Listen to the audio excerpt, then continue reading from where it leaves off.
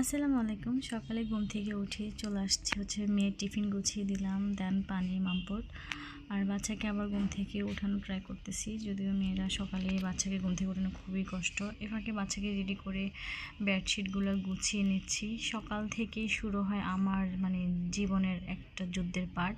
এ ফাঁকে হাজব্যান্ডের জন্য নাস্তা রেডি করে রেখে দিয়েছি, ও নাস্তা করে চলে যাচ্ছে। আমিও ছোটো মেয়েকে নিয়ে বের হয়ে যাচ্ছি।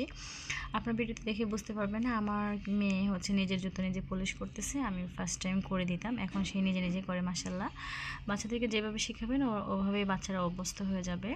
আর বাচ্চাদের কিছু কিছু কাজ নিজে নিজে করতে দেওয়াই উচিত, ছোটোবেলা থেকে অভ্যাস করতে হয়। তো যাই হোক, আমার লিফট চলে আসছে, তো আমার মেয়ে এক দৌড়ে লিফটে চলে আসছে। জুতোগুলো সে পরতে পারে নাই, তো ফাইনালি সে লিফটের ভিতরেই জুতোগুলো পরে নিয়েছে। আমার লাইফটা অল টাইম দৌড়ের উপর। আপনার ভিডিওতে জাস্ট একটু দেখেই বুঝতে পারবেন। তো আমি এখন মেয়েকে জিজ্ঞেস করতেছি, রিক্সা যাবে না হেঁটে যাবে? মেয়ে বলতে তোমার ইচ্ছা।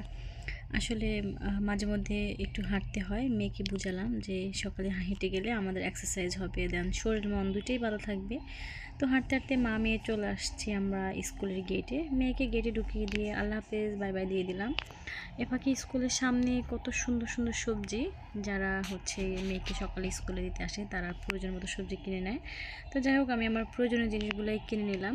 আমার মতো কত মায়েরা আছে যে ঘরে বাইরে সব দিকে এত কষ্ট করতে হয়, কিন্তু অবশেষে ফাইনালি বাসায় গিয়েও শুনতে হয় যে সারাদিন কি করো। কত আপুরা আছে যে চাকরিজীবী, বাচ্চা সামলায়। তো যাই হোক, আমি আবার চেম্বারে চলে আসলাম, এসে আমার পেশেন্ট দেখা শুরু করেছি।